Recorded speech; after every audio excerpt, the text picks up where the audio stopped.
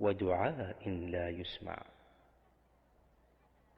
اللهم إنا نسألك موجبات رحمتك وعزائم مغفرتك والسلامة من كل إثم والغنيمة من كل بر والفوز بالجنة والنجاة من النار.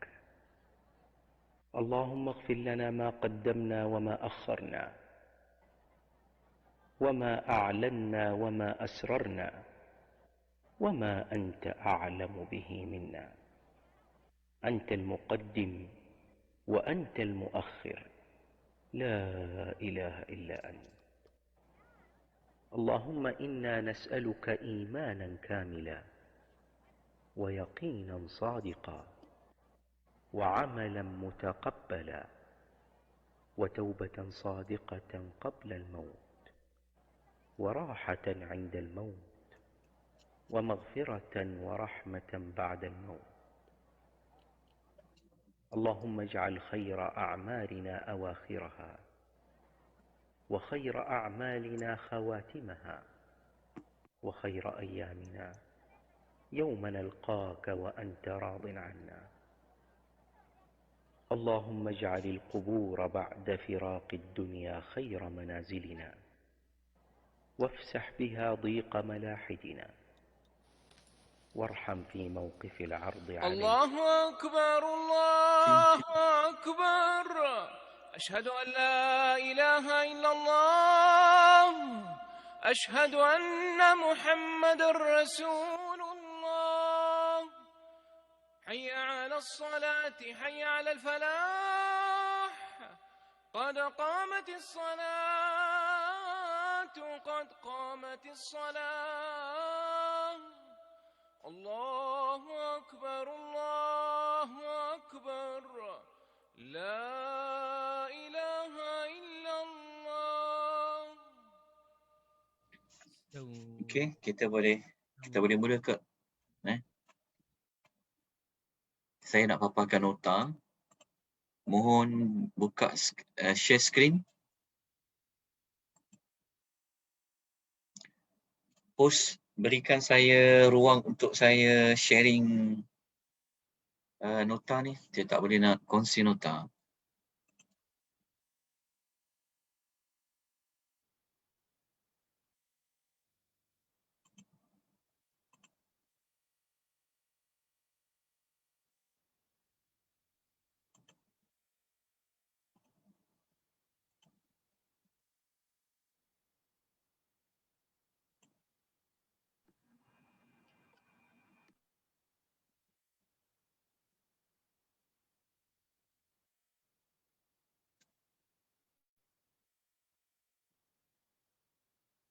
Okey, kita mula .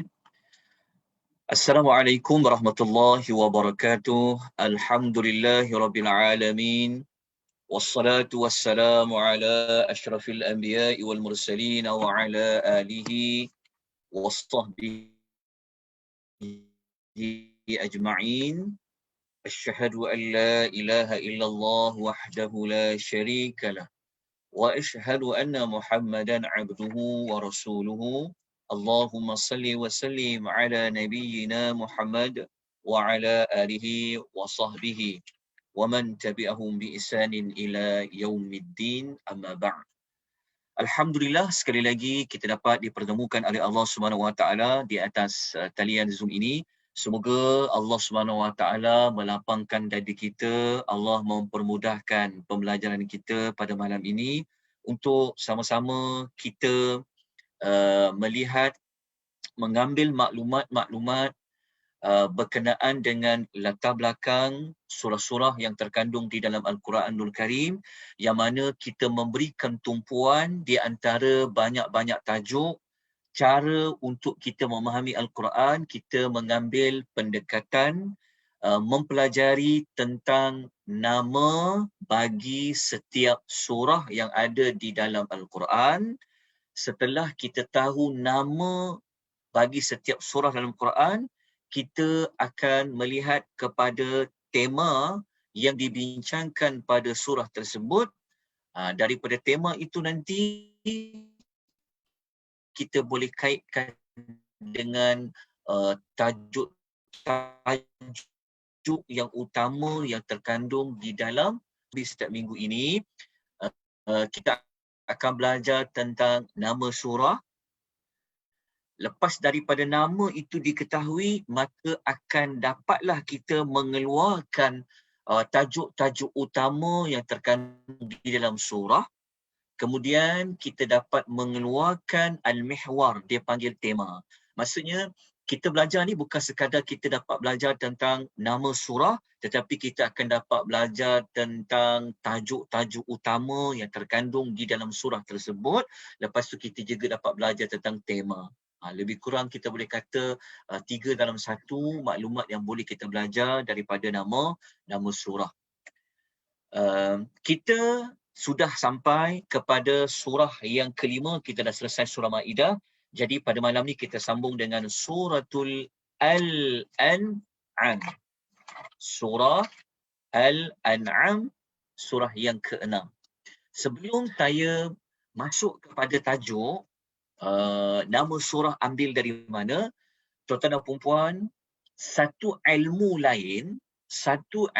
lain kalau nak faham Al-Quran, nak faham ayat-ayat yang terkandung di dalam Al-Quran, satu ilmu yang sangat penting adalah kena mengetahui terlebih dahulu surah yang sedang dibaca itu, surah yang kita tengah belajar itu, surah tersebut kategori surah yang turun selepas hijrah kah ataupun surah yang turun sebelum hijrah.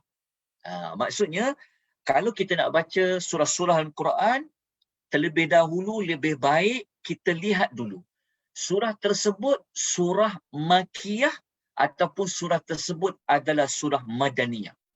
Ilmu Makkiyah dengan ilmu Madaniyah merupakan ilmu yang sangat berharga. Kalau siapa dapat menguasai ilmu ini, maka dia sudah dapat dia sudah dapat satu benda yang penting untuk faham ayat yang terkandung di dalam surah. Biasanya belajar ayat terus, ayat-ayat, tapi dia tak tahu pun surah yang dia belajar sekarang, surah tu turun sebelum hijrah ke, surah tu turun selepas hijrah. Ayat itu sangat penting kena faham. Sebab apa saya kata begitu? Kerana, kalau tuan-tuan tengok nota di depan tu, tuan-tuan tengok skrin yang saya paparkan, surah yang kita nak belajar permulaan malam ni adalah surah Al-An'am. Suratul An'am. Saya ada dengar gangguan, tuan-tuan. Saya harap kalau boleh tolong tutup sikit audio yang saya dengar macam bunyi. Inilah, kalau boleh tuan-tuan tolong, sebab waktu kita pun sudah berjalan agak lewat. Jadi saya minta kerjasama dari tuan-tuan dan puan-puan untuk kita menggunakan kesempatan ni supaya kita belajar dengan lebih lancar. Baik, tuan-tuan dan puan-puan. Okey, saya kena ulang balik semula.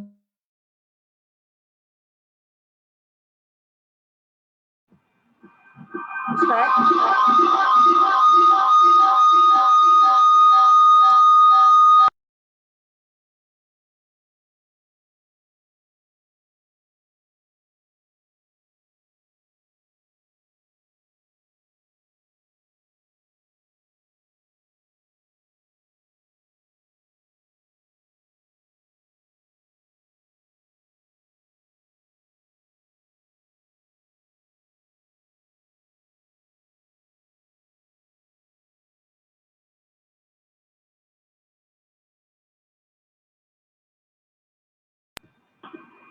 Assalamualaikum Ustaz.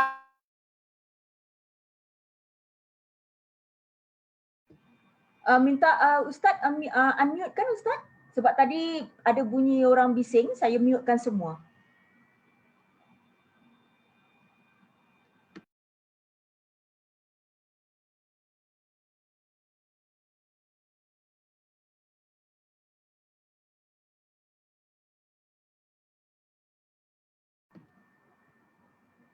Tak dengar suara Ustaz, Ustaz? Ya, cuba Ustaz press. Dah saya dah buka dah. Okey, kita lanjutkan kelas kita pada malam ni. Mohon maaf tuan-tuan puan ya jika ada banyak gangguan ya, ujian sebagainya macam-macam ya. Nak belajar Quran ni memang macam tu. Banyak besar dugaan dia. Tak apa. Kita sama-sama mohon Allah permudahkan urusan kita pada malam ini. Kita lapangkan dada kita, okey? Buka minda kita sebaiknya, insya-Allah Allah bantu kita. Baik, begini. Sebelum kita masuk kepada nama surah, ada berkaitan dengan surah ini dia turun sebelum hijrah ke selepas hijrah. Sebab kita nak belajar surah Al-An'am. Okey, surah Al-An'am, nama Al-An'am itu adalah binatang ternakan. Okey, dia tajuk dia adalah binatang ternakan. Okey.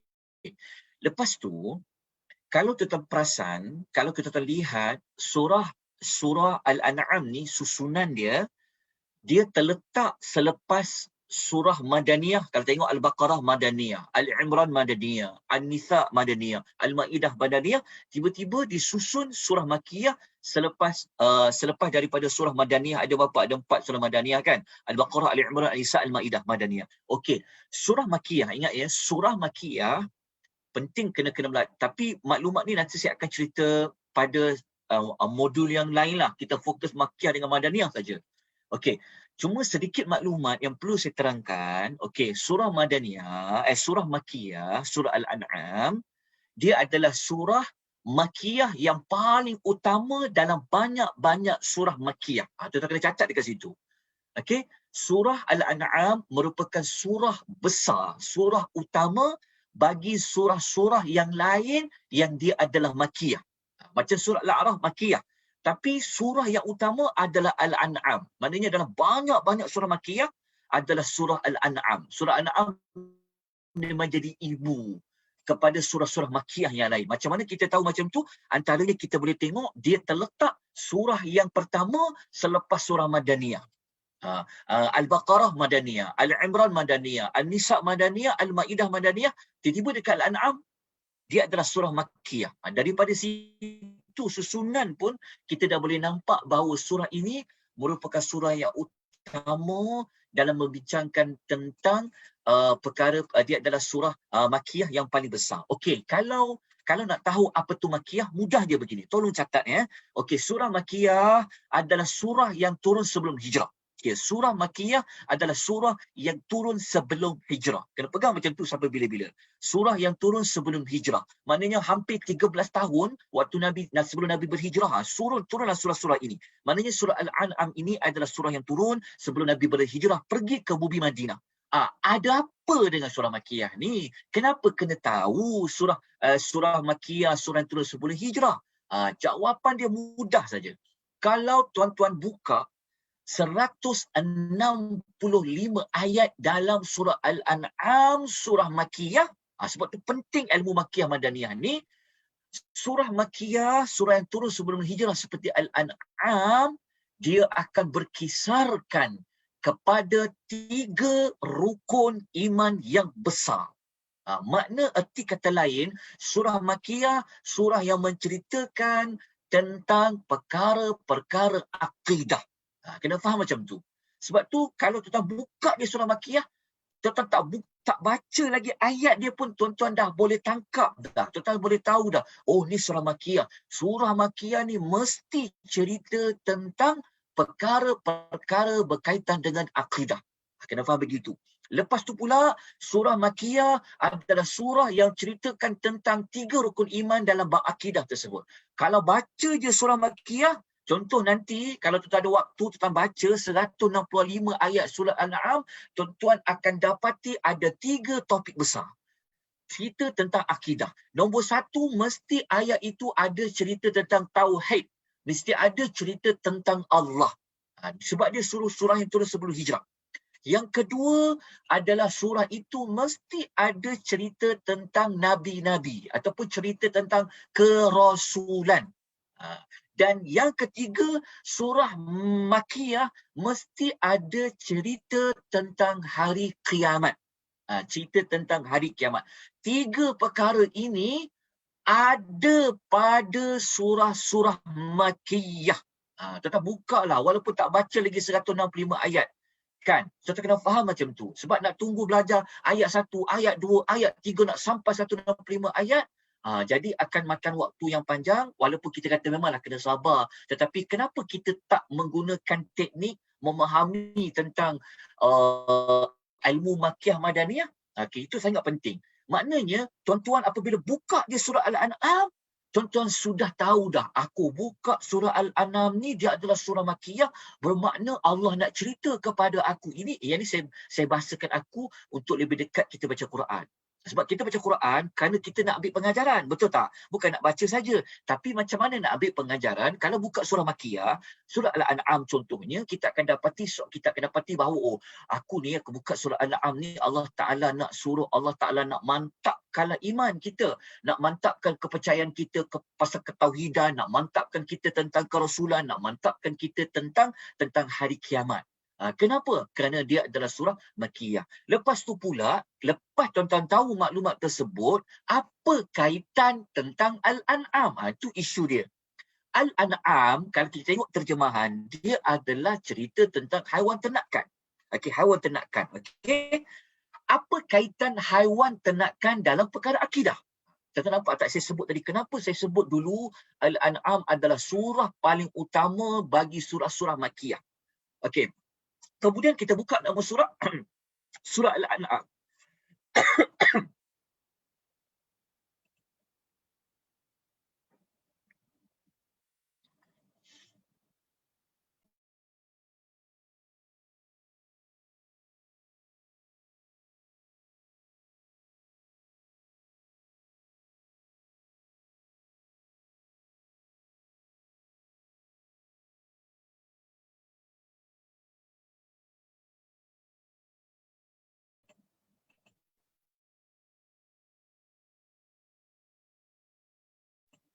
Okey, kita lanjutkan. Okey. Tuan-tuan perempuan ya. Okey, kita kembali kepada pengisian kita. Okey, begini ya. Kita baca surah Al-An'am. Kita sekarang nak baca surah Al-An'am. Al-An'am tu apa? Haiwan ternakan. Okey, haiwan ternakan.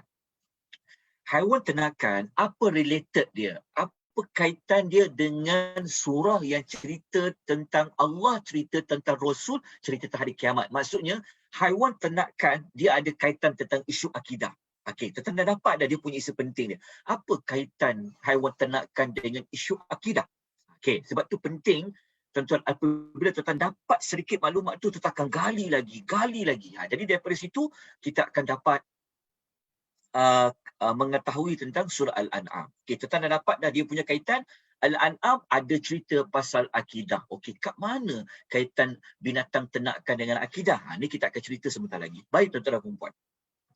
Surah Al-An'am kita telah sebut pada minggu sebelum ni pun. Kita tak ingat ya, surah Al-An'am, nama dia Al-An'am tu, nama Al-An'am ini, kita tengok ya. Okey, surah Al-An'am, sekejap saya ada masukkan. Okey.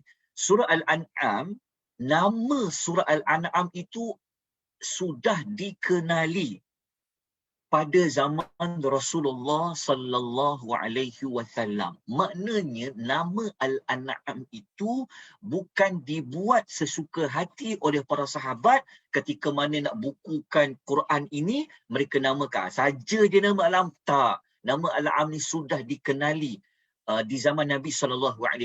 Sebab itu kalau kita baca dekat hadis kat depan ni, hadis riwayat Al-Imam At-Tabrani, Ibnu Abbas. Ibnu Abbas maksudnya sepupu Nabi, seorang yang pakar Quran, beliau sendiri telah mengenali, maknanya sahabat dulu telah tahu tentang nama Al-An'am itu, sehingga kan Ibnu Abbas kata apa? Dia kata surah Al-An'am ini diturunkan di Mekah pada malam hari secara keseluruhannya dengan dikelilingi oleh 7,000 malaikat sambil mengumandangkan tasbih.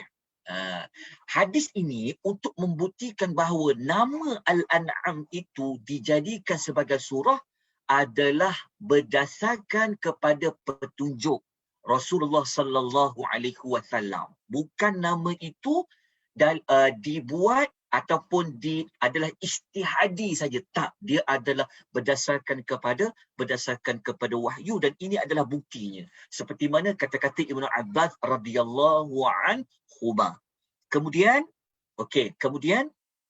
kalau kita membelik tentang nama Al-An'am. Okey, Nabi yang memberikan nama itu adalah surah Al-An'am. Okey, ambil dari mana lagi? Maksudnya kalau kita nak tengok Al-An'am ini, bagaimana ia adalah nama yang diberikan oleh, yang ditunjukkan oleh Rasulullah SAW, kita akan jumpa nanti sekejap lagi. Kita akan sebut bahawa dalam surah Al-An'am memang ada ayat yang menggunakan perkataan Al-An'am. Okey, kita akan jumpa nanti pada ayat nombor 136. Nak cari perkataan Al-An'am, dia tak ada dekat depan-depan, dia ada dekat tengah-tengah. Dia ada dekat, dia dah pergi kepada ke hujung dah. Dia nak pergi ke belakang. Maksudnya dia taklah ke hujung, dia lepas pada tengah, ayat 136. Okey, nanti kita akan bincang tentang perkataan Al-An'am dalam suratul Al-An'am. Okey. Kemudian kalau kita nak melihat kenapa surah itu Nabi SAW menamakan dia Al-An'am. Kenapa surah itu dinamakan sebagai Al-An'am? Okay, pertama kita dah faham tadi. Kita dah faham sumber penamaan surah itu adalah berdasarkan petunjuk Rasulullah SAW. Itu kita kena pegang dulu. Nombor satu. Yang kedua, kenapa nak pilih, kenapa surah itu dinamakan Al-An'am? Kenapa dinamakan Al-An'am? Okey. Justifikasi dia, wajah tasmiyah dia, kenapa dinamakan Al-An'am? Kerana kenapa surah itu dipilih untuk dinamakan Al-An'am? Okey. Surah itu dinamakan Al-An'am, kenapa dipilih nama Al-An'am? Kerana surah itu adalah satu-satunya surah yang banyak, yang paling terperinci cerita tentang Al-An'am. Jadi maksudnya, kenapa surah itu tak diletakkan nama lain? Okey, antara jawapan dia adalah kenapa dipilih nama Al-An'am? Kerana surah itu membincangkan tentang Al-An'am, binatang ternakan yang tak ada pada surah-surah yang lain. Surah lain tu ada juga sebut tentang Al-An'am, macam surah Al-Hajj, suratul Nahli dan sebagainya. Tetapi tidak terperinci seperti mana dalam suratul Al-An'am. Okey, kena jelas kat situ. Okey, kemudian ada apa dengan Al-An'am ni? Apa perkara besar sangat dengan Al-An'am ini, haiwan ternakan ini? Okey, ingat tak tadi kita mula-mula kita kata apa? Oh, surah ni surah Makkiyah, surah cerita pasal akidah. Oh, tentu ada kaitan binatang ternakan tu dengan akidah.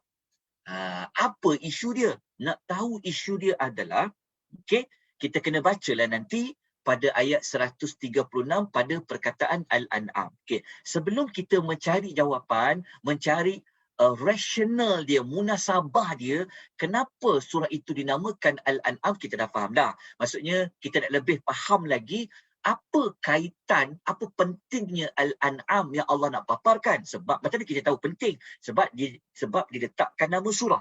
Buka-buka dah jumpa nama surah. Jadi apabila dijadikan sesuatu nama, apabila letakkan jadi nama, tentulah ada sesuatu rahsia, ada sesuatu perkara pada nama tersebut. Itu di antara tujuan besar kita belajar nama ni. Bukan sekadar nak tahu Al-An'am itu haiwan ternakan. Tidak. Tetapi yang kita berisi pentingnya kita nak tahu bahawa ada apa dengan Al-An'am itu sehingga dijadikan sebagai nama. Ini kita akan ulas sekejap lagi. Tapi sebelum tu saya terangkan sikit kan kenapa Al-An'am itu menjadi nama surah, dipilih namanya, kenapa dinamakan Al-An'am, tidak memilih nama lain. Kita faham surah yang paling banyak menyebut tentang Al-An'am. Okey, nak tahu maklumat detail dia, okey, dalam nota tu saya ada buat sedikit ringkasan dia. Contohnya dalam surah Al-An'am ada 6 kali disebut secara jelas tentang Al-An'am. Nanti tuan-tuan cari Al-An'am sebanyak 6 kali jumpa dalam surah Al-An'am. Kemudian kalau nak tengok berapa ayat yang perincikan tentang Al-An'am, ada lebih kurang 15 ayat. Bermula ayat 136 sampailah ayat nombor 150. Ada 15 ayat. 136 sampai 150 cerita Al-An'am saja. Okey. Jadi disebabkan surah ini paling banyak memaparkan cerita tentang Al-An'am, maka dipilih ia menjadi nama surah. Tapi bukan kerana dia banyak sahaja menjadi nama surah justifikasi dia, tetapi ada sesuatu yang besar pada Al-An'am tersebut. Apa yang besar dia? Okey. Tengok di depan nota tu saya ada nyatakan ayat 136. Saya tidak bawa semua ayat. Kita tak akan, sebab kita bukan belajar ayat by ayat ya. Kalau kita belajar ayat by ayat, kita kena belajarlah ayat 136, 137 sampai 150. Ni kita belajar nama saja untuk kita tahu rahsia kenapa, apa yang pentingnya mesej di sebalik nama Al-An'am itu. Maka kita kena bukalah ayat yang cerita tentang Al-An'am. Kalau kita buka ayat 136, kita jumpa perkataan Al-An'am di atas tu. Wa'uzubillahi minasyaitonirrajim wa ja'alu lillahi mimma dhara'a minal harthi wal an'am. Kita jumpa tak perkataan al-an'am kat situ? Kita jumpa kan? Saya dah kita tengok tulisan warna merah tu, wal an'ami wal an'am. Wal an'am. Allah kata wa ja'alu lillahi mimma dhara'a minal harthi wal an'ami nasiban, sampai hujung ayat lah. Sampailah ke hujung ayat. Okey. Daripada ayat 136 ni, tentang perkataan Al-An'am, jadi pula sebagai nama surah, tentu ada sesuatu yang besar pada Al-An'am itu. Kita baca terjemahan dia, kita akan jumpa.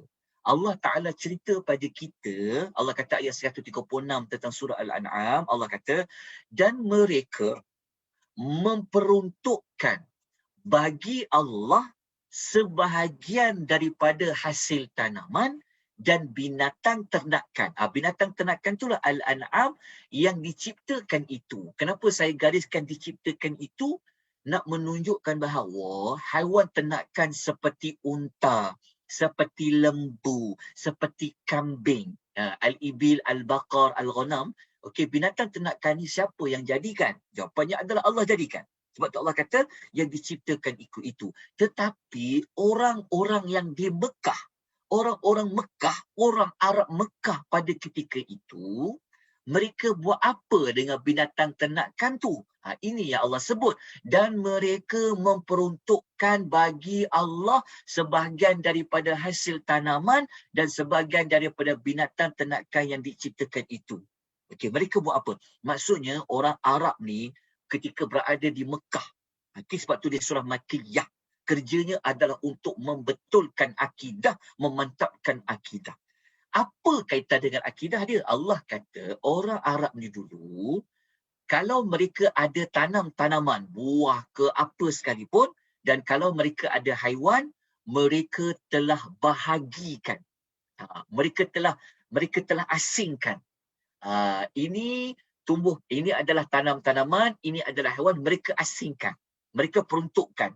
Peruntukkan untuk Allah. Untuk Allah tu maksud dia apa? Maksud dia untuk Allah ni mereka gunakan tanaman itu untuk beri orang makan, macam tu. Tolong orang susah. Haiwan tu macam tu juga, disembelih, dibahagikan daging-dagingnya, itu adalah untuk Allah. Jadi Allah kata, lalu mereka dengan sangkaan mereka pandai-pandai je mereka kata apa? Contohnya kalau ni tanaman dan haiwan ternakan, mereka kata apa? Okey, haiwan ni untuk Allah dan haiwan ni untuk bahala kami. Tetap faham tak maksudnya? Maksudnya mereka ambil unta ke, lembu ke, kambing ke, mereka bahagi dua.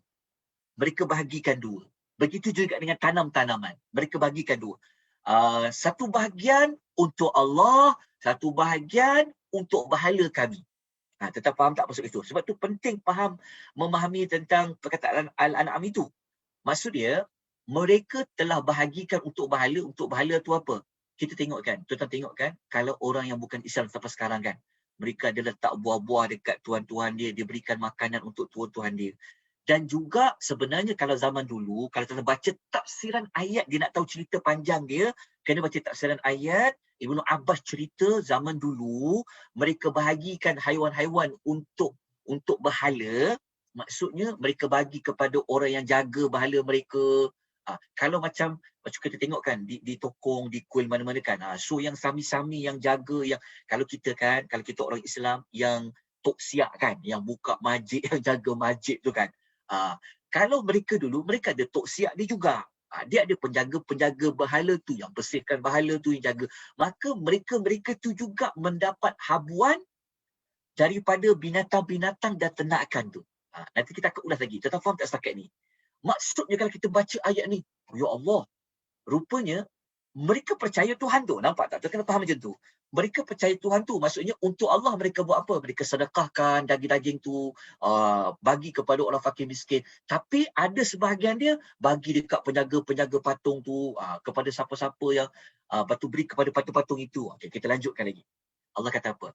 Lepas tu Allah kata apa?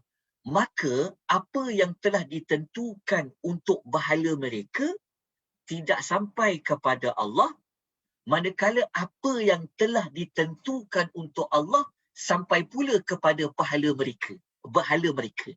Okay. Tetapi mungkin agak akan timbul kekonfusan dekat situ. Nak faham apa ni? Okay. Tapi kita faham tadi, mereka rupa-rupanya di zaman Arab dulu di Mekah, mereka ada juga berhala. Mereka percaya kat Tuhan tu. Tapi mereka juga ada berhala. Berhala dia tu dia panggil syirik. Dan ada apa dengan Al-An'am tu? Rupa-rupanya di sebalik nama Al-An'am itu, Allah nak tunjulkan, Allah nak paparkan kepada kita tentang di zaman Arab dulu, mereka bukan sekadar mengaku tentang Allah itu wujud, tetapi mereka juga telah buat syirik kepada Allah dengan mengadakan patung-patung berhala tu. Lepas tu pula patung-patung berhala tu, mereka peruntukkan sebahagian daripada tanam-tanaman mereka untuk patung-patung itu, dan haiwan-haiwan ternakan tu juga untuk patung-patung itu. Lepas tu Allah kata, kita baca ayat tu kan, apa yang telah ditentukan untuk berhala mereka tak sampai kepada Allah, apa yang telah ditentukan untuk Allah sampai pula kepada berhala mereka. Okey, ayat ni kalau nak faham macam ni, cuba tengok gambar depan tu. Okey, cuba tengok yang saya dah buat diagram ringkasan dia, maksudnya macam ni. Kita faham dulu ayat dia. Okey, kita kena keluarkan isi penting dulu. Okey, kita belajar ayat 136 tadi kan, kita belajar. Kita faham macam ni, kita pecahkan. Okey. Mereka ambil tanam-tanaman, binatang ternakan sebahagian untuk Allah. Sebahagian untuk Allah ni kalau baca tafsir maksudnya mereka sedekah, mereka tolong orang-orang susah, mereka bagi-bagikanlah kepada Allah tu, maksudnya buat memang macam sedekah, mereka sebelih, bagi daging kepada orang miskin, bantu dan sebagainya. Untuk makan-makanlah. Okey. Dan sebahagian lain mereka buat khas untuk berhala. Dekat situ kita dah nampak dah. Orang Arab dulu, mereka sudah menjadikan ada Tuhan lain selain daripada Allah dengan adanya berhala-berhala tu. Bukan setakat tu je. Mereka juga telah memandai-mandai mengatakan bahawa mereka telah pecahkan pula bahagian Allah, lepas tu bahagian untuk berhala. Okey, lepas tu pula, kalau kita baca ayat tadi kan, ayat tadi, kalau kita baca, kita tengok ayat dia, apa yang telah ditentukan untuk berhala mereka, maksudnya portion untuk berhala mereka tu tak sampai kepada Allah. Tak sampai kepada Allah tu maksudnya apa? Maksudnya macam ni. Orang Arab musyrikin ni, yang mereka bahagikan tanam-tanaman dengan haiwan dekat berhala tadi tu kan, mereka jaga cukup-cukup, mereka kira cukup-cukup. Kalau mereka sukat, contohnya kalau mereka sukat tu, kan, kalau mereka timbanglah daging tu, mereka akan timbang betul-betul. Ingat tak? Kan mereka bahagikan dua. Satu untuk Allah, satu untuk haiwan. Okey, untuk berhala. Tapi dalam dia nak bahagikan tu, dalam dia nak bahagikan haiwan dia tu, waktu dia nak bahagikan untuk berhala-berhala kepada Tok Siap yang jaga tokong dia tu kan, yang jaga berhala-berhala dia kepada berhala dia tu, dia kira betul-betul. Kalau dia timbang, dia ketimbang bagi cukup. Memang dia jaga betul-betul. Jangan ada salah bahagi. Jangan sampai tak cukup. Macam tu. Tetapi, kalau kita baca ayat tadi tu, Allah kata, manakala apa yang telah ditentukan untuk Allah sampai pula kepada berhala mereka. Kita ulang sekali lagi. Manakala apa yang telah ditentukan oleh Allah sampai pula kepada berhala mereka. Maksudnya apa? Maksudnya adalah, untuk bahagian untuk Allah tu, mereka ambil sambil lewa je. Tuan faham tak? Mereka culas. Mereka ambil sambil lewa je. Tuan faham tak? Maksud dia, waktu dia bahagi dekat berhala tu, cukup berkira, kena sempurna, jangan ada kurang. Tapi waktu nak bahagi kepada Allah tu, mereka macam tak ambil kisah sangat. Sebab tu kalau kita baca ayat tu, manakala apa yang telah ditentukan bahagian untuk Allah tu, sampai pula kat bahalanya. Sampai pula kepada bahala tu, maksud dia, yang bahagian Allah tu kadang-kadang ambil sikit bagi kat bahala. Tetap faham tak? Maksudnya mereka curang di dalam membahagikan bahagian tadi tu. Kalau dekat bahala tu, betul-betul dijaga. Okay, jangan sampai tersilap kira. Jangan sampai tersilap bahagi. Cukup-cukup. Tapi waktu bahagian untuk Allah tu, dia macam ambil sikit. Bagilah dekat bahala. Maksudnya dia tidak jujur dan tidak, maksudnya mereka berlaku curang dekat situ. Bukan kita bukan, ayat ni bukanlah Allah Ta'ala sokong dalam perbuatan tu. Kita kena faham dulu cerita dia. Lepas tu kita akan tengok nanti apa hikmah dia. Okay. Tadi kita kena faham dulu ayat dia. Ini sebenarnya kita belajar ayat juga ni. Kita belajar ayat juga, ayat 136 lah ni. Kita belajar ayat dia. Tapi ayat ini ada kaitan tentang nama surah itu. Okay, kita dah jelas sebab itu, kalau kita tengok pada ayat 136 tadi, maka mereka telah melakukan 2 kesalahan besar. Yang ini saya ambil dalam tafsir Al-Azhar. Buya Hamka kata, ketika dia ulas ayat tu, dia kata ada 2 kesalahan besar yang orang Arab buat ketika itu. Pertama, syirikkan Allah. Ini memang tak nafikan lagi. Kenapa syirikkan Allah? Kerana kenapa perlu ada bahala? Kat situ isu dia. Isu dia pertama paling besar sekali, kenapa perlu bahagikan haiwan tadi untuk bahala? Kenapa tak semua untuk Allah? Kenapa tak buat kerana Allah? Kenapa tak sembelih untuk semua orang Islam, bantu orang susah? Kenapa perlu ada bahala? Maksudnya, dekat situ pun kita faham dah.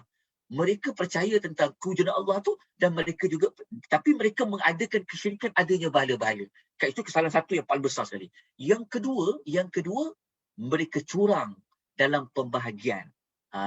Curang bahagian tu, kalau untuk Allah ni sambil lewa saja.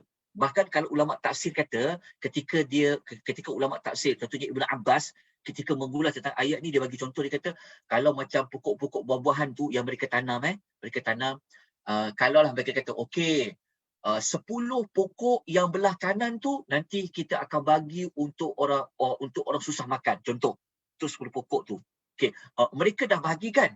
Tiba-tiba, kalau ada buah jatuh ke daripada tangkai sebagainya, mereka ambil yang buah jatuh tu, bagi pula untuk bahala tu. Faham tak maksud dia? Sepatutnya, tak kiralah jatuh ke, tak jatuh ke, tapi tadi kan dah kata siap-siap, 10 pokok itu untuk Allah. Tak, mereka macam cari jalan juga macam mana nak bagi lebih dekat bahala-bahala tu. Itulah maksud ayat 136.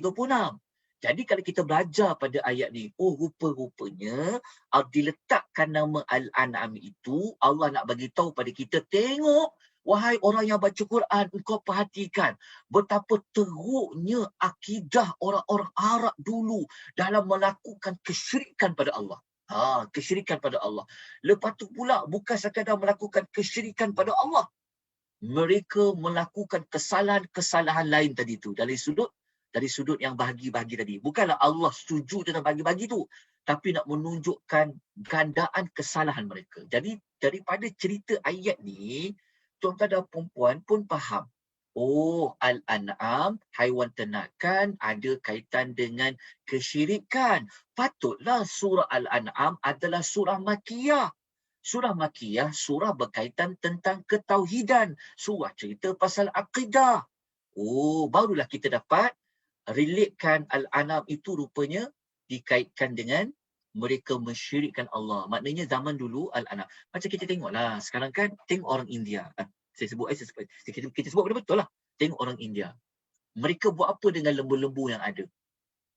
Sepatutnya lembu tu diambil susunya, diambil dagingnya. Tapi mereka buat apa? Mereka telah mengharamkan lembu itu untuk dimakan. Mereka muliakan, sedangkan lembu itu Allah yang ciptakan. Inilah sebenarnya apa yang ada pada zaman hari ini sudah ditiru pada zaman yang dulu-dulu lagi. Dekat situlah adanya kesyirikan. Okey.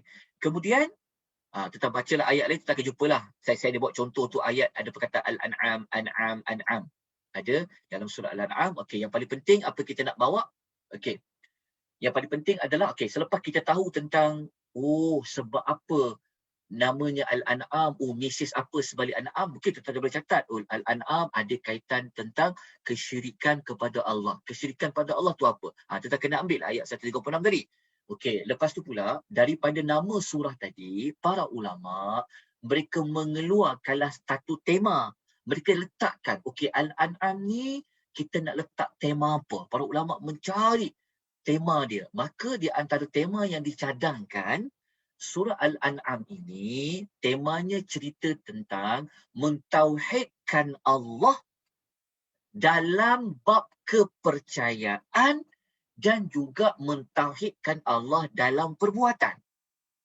Okey, maksud dia apa macam ni? Maksud dia macam ni. Maksud dia, daripada cerita Al-An'am tadi, keseluruhan surah Al-An'am tadi, para ulama keluarkan satu tema. Maka daripada kisah Al-An'am tadi, tema dia adalah kita ni kena mentauhidkan Allah, mensatukan Allah, mengesakan Allah dalam semua sudut sebenarnya. Maksudnya tema dia mengesakan Allah dalam semua sudut. Bukan sekadar percaya Allah tu wujud. Sebab tu mereka bahagi dua. Kenapa mereka bahagi dua? Kerana mereka faham kewujudan Tuhan tu Allah tu. Tapi walaupun mereka percaya Tuhan tu wujud, ada bahagian untuk dia, kan? Kenapa dari sudut action, dari sudut tindakan, kenapa pula perlu ada patung-patung? Tetap faham tak? Kan daripada mereka bahagi tadi tu, kan mereka bahagi dua, satu untuk Allah, satu untuk bahala-bahala kan. Bermakna dari sudut kepercayaan, mereka dah percaya Allah tu. Tapi dari sudut perbuatan, kenapa pula perlu dibahagikan itu, satu untuk Allah, satu untuk berhala? Itu dipanggil pada perbuatan. Maksud dia, percaya tu dah ada. Janganlah percaya saja. Maka dalam perbuatan pun sepatutnya tak perlulah bagi bahagian untuk berhala tu dah. Kan semua untuk Allah. Dan berhala tu pun sebenarnya memang tak boleh diadakan. Itu di antara tema. Saya harap tetap faham dari sudut tema ni. Lepas tu, tema lain dicadangkan oleh para ulama. Sebab tu dalam nota ni, kita dah combine banyak kitab yang kita rujuk, kita masukkan dalam nota. Okey, kalau merujuk pendapat ulama lain pula kata, tema surah Al-An'am ni, dia ada kaitan tema tentang halal haram. Dari sudut apa tahu? Dari sudut yang boleh menentukan hukum hakam dalam bab makan minum tadi dan sebagainya, dia adalah hak milik mutlak Allah saja. Tak boleh mereka nak memandang-mandai. Sebab tu kalau kita baca surah Al-An'am secara keseluruhan dia, kita akan jumpalah macam soalan yang ditanya minggu lepas tu kan. Mereka pandai-pandai pula bahagi. Daging ni boleh makan, daging ni tak boleh makan, haiwan ni tak boleh ditunggangi, haram naik, haiwan ni boleh tunggangi. Maksudnya mereka memandai-mandai dalam membuat hukuman, dalam menentukan hukum hakam haram dan halal. Jadi daripada kisah itu Al-An'am yang ada 15 ayat tadi, para ulama mengatakan mereka mengeluarkan satu tema lain juga, ada kaitan tentang tauhid juga. Tauhidnya di mana? Tauhidnya dari sudut apa tahu? Dan hanya Allah sahaja yang boleh meletakkan sebarang hukum hakam, hukuman yang ni halal ke haram. Allah saja yang boleh buat. Sesiapa yang pandai-pandai mengubah yang Allah telah tetapkan ia halal, dia haramkan, ataupun sesiapa yang pandai-pandai mengubah yang halal dia haramkan, ataupun dia haramkan apa yang Allah halalkan, dia boleh jatuh kepada syirik. Sebab apa? Kan kita belajar, selama ni kita ingat belajar syirik ni hanya minta tolong saja pada makhluk gaib. Tak ada. Kalau siapa belajar pasal syirik dalam Quran, ada banyak jenis syirik. Antara syiriknya dalam bab tadi itulah. Kalau kita mengharamkan yang Allah halal, kita menghalalkan apa yang Allah haram, kita telah ambil kerja Tuhan. Allah saja yang boleh kata ini halal, ini haram.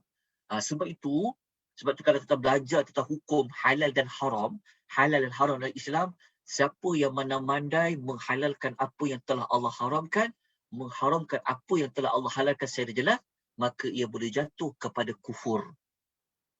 Boleh jatuh kepada syirik tau. Macam mana dekat syirik tu? Berkongsi syirik kat mana? Berkongsi kesyirikan, macam mana menjadi syirik? Kerana telah mengambil peranan Allah sahaja satu-satunya yang layak menentukan apa yang telah dia ciptakan boleh ke tak boleh. Tapi ada manusia lain, dia ambil tugas itu. Sudah terjelas tak? Saya harap terjelas tentang maklumat tersebut tentang suratul Al-An'am. Dan kalau tuan-tuan perasan juga dalam suratul Al-An'am, kita akan jumpa banyak ayat pasal tauhid diulang sebanyak 49 kali, lebih kurang 30% cerita pasal ketauhidan. Jadi saya tak perlu nak panjang lebar tentang surah Al-An'am, dah jelaslah pada kita tentang apa? Dah jelas kepada kita tentang surah Al-An'am. Oh, selama ni Al-An'am, haiwan ternakan, rupa-rupanya Allah nak paparkan binatang ternakan tu ada kaitan tentang kesyirikan. Dia beza dengan Al-Baqarah. Kalau Al-Baqarah lembu betina, kenapa pula lembu betina ni kan? Maksudnya daripada nama, kita dah nampak dia punya intipati dia. Al-Baqarah, lembu betina. Tapi kaitan tentang apa lembu betina? Jadi cerita lain dia. Tapi kalau Al-An'am, binatang ternakan, dia kaitan dia cerita apa? Dia adalah surah Makiyah. Kalau Al-Baqarah, dia surah Madaniyah. Sebab tu, kena tahu maklumat itu. Jadi, tuan-tuan saya harap tuan-tuan dah jelas kenapa belajar nama surah ni, dia boleh dia memberikan kita kunci, dia berikan kita jalan untuk kita faham ayat by ayat, ayat by ayat. Tapi sebelum pergi ayat 1, ayat 2, tuan-tuan dah boleh study dulu ayat yang berkaitan dengan nama surah. Maksudnya lepas ni kan nak belajar Quran, nak belajar surah dalam Quran, dia sebenarnya belajar surah dalam Quran tidak semestinya wajib belajar ayat 1, ayat 2, ayat 3. Tak semestinya juga. Dia boleh belajar pada ayat yang hujung ayat pertama pun boleh. Tak kisah ayat mana pun. Tidak ada ketetapan pun. Tetapi cara nak belajar faham surah dalam Quran tu, kalau kita ada 165 ayat, contoh kan, ayat tu ada lebih kurang dalam 165 ayat, kita boleh mulakan dengan ayat 136 dulu. Kita minta pada ustaz tu, penceramah ke mana, pengajar, okey, apa kata kita nak belajar ayat 136 dulu. Kenapa? Kerana dia ada kaitan dengan nama surah. Boleh juga macam tu. Kerana daripada nama itu, ayat yang ada kaitan dengan nama, dia membuka jalan untuk faham ayat 1 sampai ayat 165. Kat situ teknik dia. Lepas tu dalam belajar Quran, kita kena pandai, kita kena smart. Kita jangan mengikut kaedah yang orang belajar daripada ayat pertama saja. Ingat kita tidak nafikan, ingat apa yang saya sebut ni bukan untuk memperkecilkan, tak. Semua itu betul. Tetapi teknik yang kita boleh gunakan, kita belajar ayat, tapi ayat kaitan dengan nama surah. Kerana apa? Kerana dia akan membuka kita jalan kepada memahami keseluruhan ayat. Kenapa kena belajar ayat pasal tu? Sebab dia ada kaitan dengan nama surah. Okay? Kat situ dia punya alasan sebab musabab, kenapa kita ambil juga jalan untuk memahami nama-nama surah. Okay, kemudian saya teruskan dengan maklumat berikutnya. Sebelum kita pergi kepada surah yang berikutnya, izinkan saya nak menyebut pada tuan-tuan perempuan, kita nak buat connection, kita nak buat pertalian. Sekarang kita nak kaitkan apakah kaitan Al-An'am dengan surah sebelumnya. Maksudnya, kalau kita baca mula-mula tadi kan, kalau kita tengok masa nota kat depan tu, kita jumpa kan, Al-An'am surah nombor 6. Sebelumnya surah nombor 5 Al-Ma'idah. Sebelumnya surah An-Nisa, Ali Imran dan Al-Baqarah. Okey, ini saya bagi maklumat tambahan sekadar nak beri tuan-tuan belajar dari sudut susunan surah. Di sini tuan-tuan dapat maklumat, tuan-tuan akan, kalau tuan-tuan belajar susunan surah, kan kenapa surah Al-An'am letak lepas Al-Ma'idah tu, yang ni kita tak belajarlah. Dalam surat penamaan surah ni. Tu kita kena masuk modul yang lain. Sebab selama ni kita buka je Baqarah, Ali Imran, Al-Nisa kan. Pernah tak kita belajar satu ilmu, kenapa surah tu disusun macam tu? Okey, nak tahu jawapan dia sebab ada kaitan yang perlu kita ambil perhatian. Okey, tuan-tuan tengok ya. Saya paparkan di depan ni. Okey. Apa perkaitan dia? Okey. Yang ni kita patah balik kepada surah kita dah belajar. Okey, sebelum ingat tak? Al-Baqarah, Allah cerita tentang watak siapa? Kita jumpa dulu watak tentang orang Yahudi. Okey, jelas? Okey. Ketika baca pula surah Ali Imran, Allah cerita tentang siapa? Allah fokus cerita tentang orang Nasrani. Kepincangan mereka, kesalahan mereka. Okey, kita nampak dah balance. Kita nampak ada yang seimbang Okey, ada Yahudi, ada Nasrani. Okey. Kemudian ketika kita baca surah An-Nisa, walaupun sebenarnya kita tak masuk topik ni, kita tak masuklah pada konten ayat dia, tapi saya nak sebut sedikit maklumat supaya lepas ni tuan tahu dah nak kena belajar ilmu apa lagi. Lepas ni kena belajar ilmu susunan surah. Itu kita akan masuk modul lain. Lepas tu kita buka surah Nisa, kita akan dapati ayat-ayat tu cerita tentang orang munafik. Kita buka surah Nisa, jumpa pasal orang munafik. Okey, kita tengok dah lengkap kan? Al-Baqarah cerita orang Yahudi, fokus pasal orang Yahudi. Buka Al-Imran pasal Nasrani, buka Nisa pasal munafik, buka Al-Maidah pula cerita tentang apa? Kalau buka Maidah, digabung ke semua sekali maklumat dalam Nisa, dalam Ali Imran dengan Al-Baqarah. Maksudnya surah Al-Maidah dia dihimpunkan tentang apa? Dihimpunkan tentang pasal orang Yahudi, orang Nasrani dan orang munafik. Kita nampak tak kenapa Maidah letak sebab Nisa? Okey. Buka pula surah Al-An'am yang kita sedang baca dan belajar ni, walaupun kita belajar lagi ayat dia, tuan-tuan akan mendapati Allah cerita tentang siapa? Orang musyrikin, orang Arab. Kalau yang Al-Baqarah tadi dengan Ali Imran tentang Ahlul Kitab. Ahlul Kitab. Buka An-Nisa cerita tentang orang munafik, orang Arab yang munafik, yang memeluk Islam tapi mereka munafik. Satu kelompok besar juga. Lepas tu pula naik Maidah, combine tiga-tiga terus. Naik An-Nisa, dia fokus tentang orang Arab penyembah berhala dan patung kita panggil dengan musyrikin. Okey. Kenapa saya sebut macam ni? Nanti kita akan sebutkan tentang siapa yang boleh menguasai surah-surah yang depan-depan ni, dia menjadi alim. Nabi yang sebut. Okey, tentang jelas tentang maklumat tersebut. Tapi nak tahu maklumat lanjut tentang golongan-golongan tadi, itu kena belajar ayat by ayat. Okey. Yang ini saya selitkan sikit maklumat tentang rahsia kenapa surah tu disusun begitu.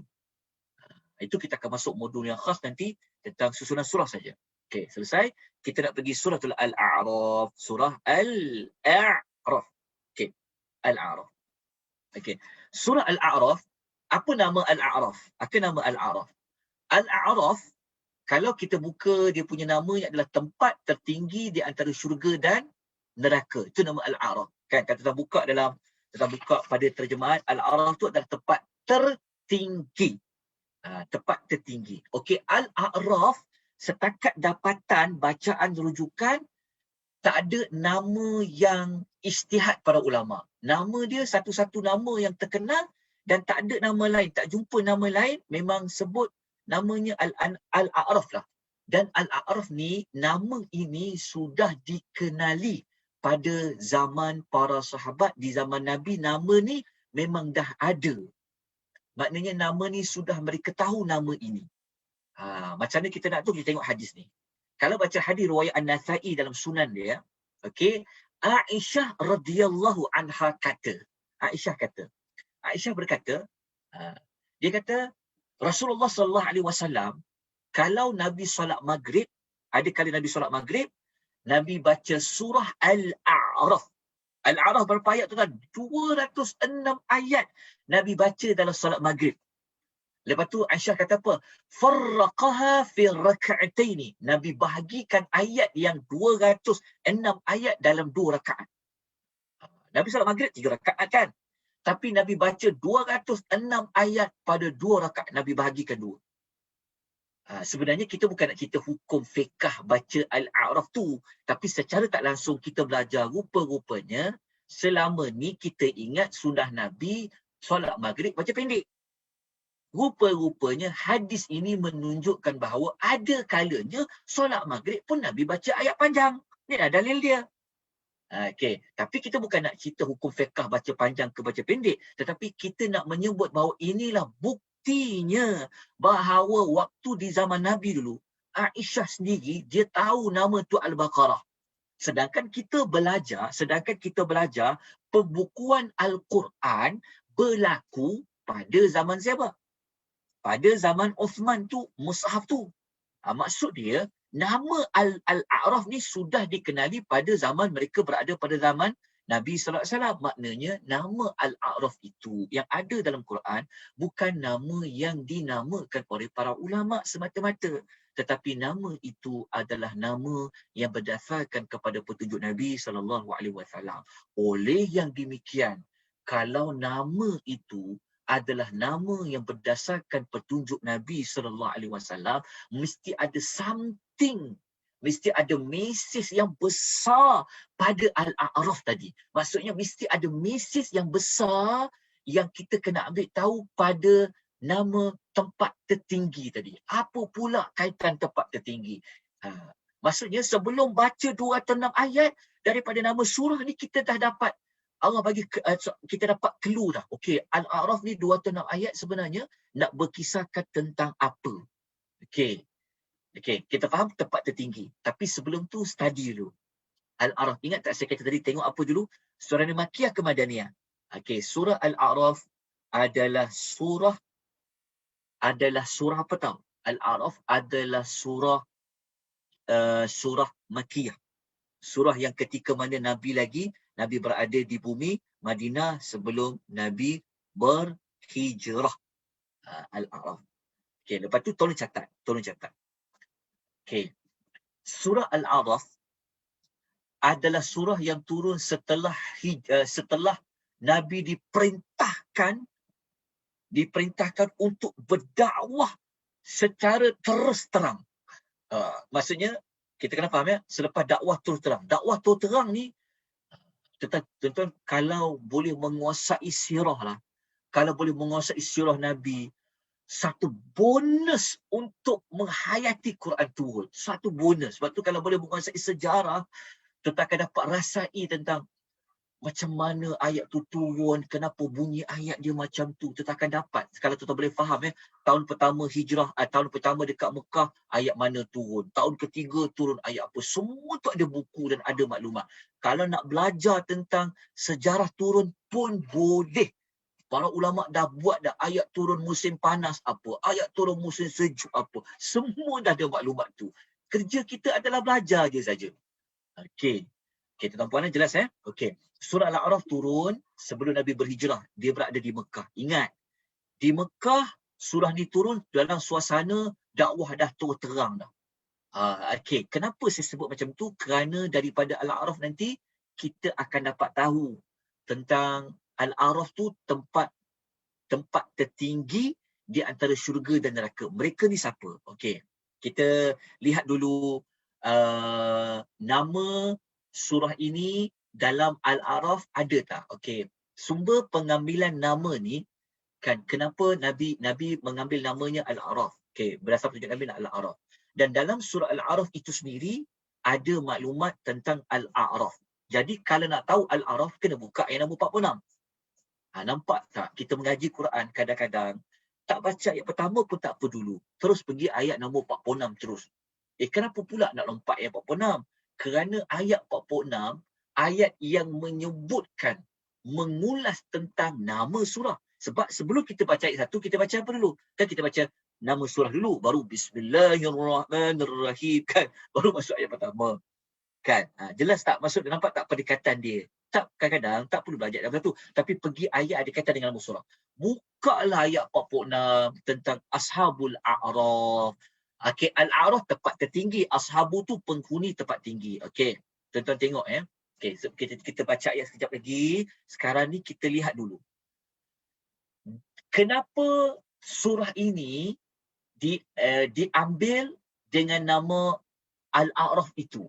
Kenapa? Maksudnya apa reason lain? Pertama kita fahamlah. Kerana dalam Al-Quran memang ada Al-A'raf itu. Lepas tu dia berdasarkan petunjuk Nabi SAW. Seperti Aisyah kata tadi tu betul. Dan kalau kita nak tahu lagi, dalam banyak kisah penghuni tempat tinggi, tidak ada tempat lain dalam surah yang lain. Buka Baqarah tak ada. Tak ada pada surah-surah yang lain. Yang ada dekat surah apa? Yang ada dekat surah Al-A'raf saja. Disebabkan ia satu-satunya surah yang menyebut tentang Al-A'raf, maka ia ditonjolkan, dijadikan ia sebagai nama surah juga. Okey. Sekarang kita nak tahu, ada apa dengan tempat tertinggi tu? Ada apa dengan tempat tertinggi tu? Okey, kalau buka ayat nombor 46, ayat 47, ayat nombor 48, sampailah ayat nombor 49, kita akan jumpa perkataan Al-A'raf. Nampak tak pada ayat nombor 46 tu? Jumpa perkataan wa'alal a'raf. Lepas tu baca ayat nombor 48 ada wanada ashabul a'raf. Jumpa tak Al-A'raf. Okey, Al-A'raf ni tempat tertinggi. Okey. Siapa yang duduk di tempat tertinggi tu dinamakan sebagai ashabul al-a'raf. Okey, jelas. Ashab tu orang yang berada di tempat tinggi tu. Al-A'raf tu adalah tempat tertinggi. Okey, tuan-tuan. Siapakah penghuni tempat tertinggi tu? Ulama khilaf dalam mendefinisikan, dalam mengertikan siapa penghuni tempat tinggi tu. Pendapat yang tepat. Okey, saya tak bacalah ayat ayat je sebab kita bukan nak mengaji ayat ayat, tapi saya tunjukkan terus ayat mana yang kita boleh belajar kalau baca surah Al-A'raf ni. Namanya boleh tengok pada nombor 46. Okey, nanti saya cerita ringkasan dia saja. Okey. Begini.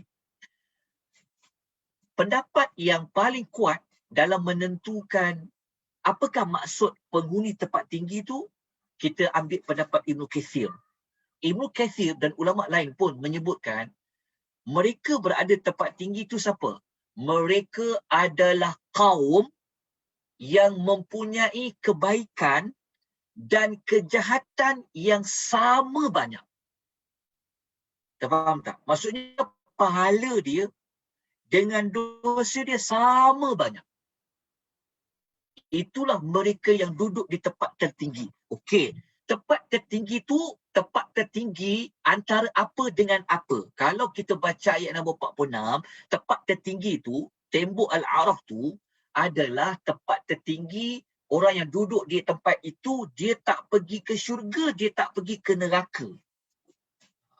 Dia tak masuk syurga, dia pun tak masuk neraka kalau kita baca ayat tu dulu. Mereka duduk di tengah-tengah antara syurga dan neraka. Kalau nak tahu mereka itu duduk antara syurga dan neraka di tempat tinggi itu, bacalah ayat nombor 46 tu.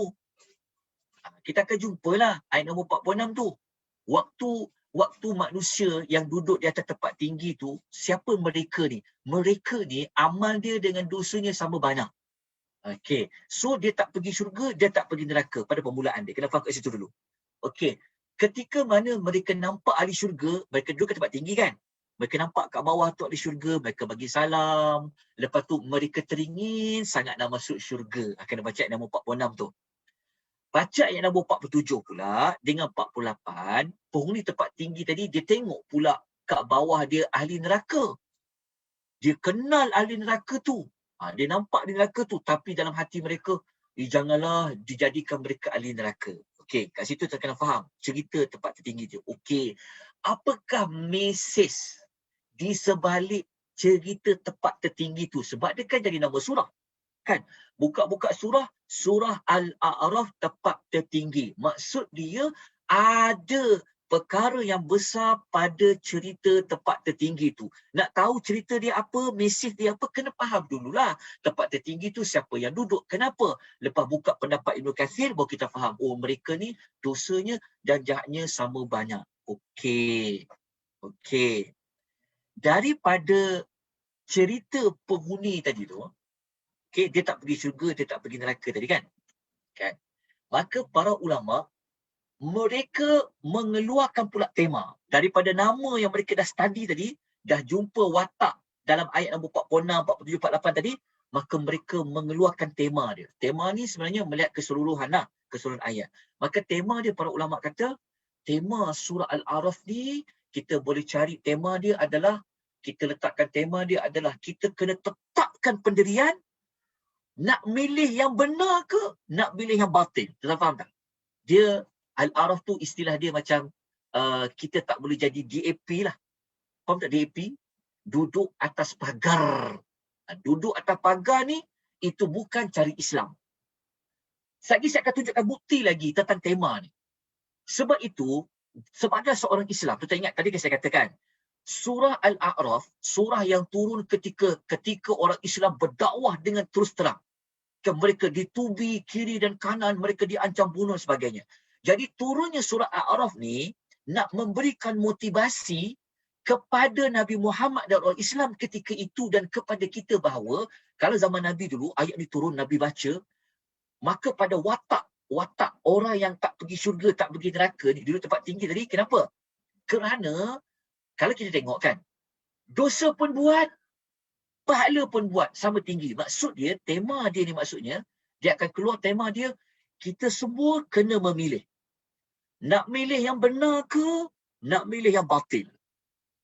Jadi ketika turun dekat Madinah tu, ayat ni soalannya memberitahu kepada Muhammad, okey Muhammad, nak meneruskan bersama dengan Islam ke, nak tolong agama Allah ke, ataupun nak pergi kepada siapa? Nak pergi kepada orang Arab musyrikin. Begitu juga para sahabat. Ayat ni turun cerita, kamu semua nak bersama dengan orang yang benar ke, nak bersama dengan orang yang batil? Surah ini. Kalau ada yang kata, saya tengah-tengah. Kalau ada yang kata, tak, saya tengah-tengah.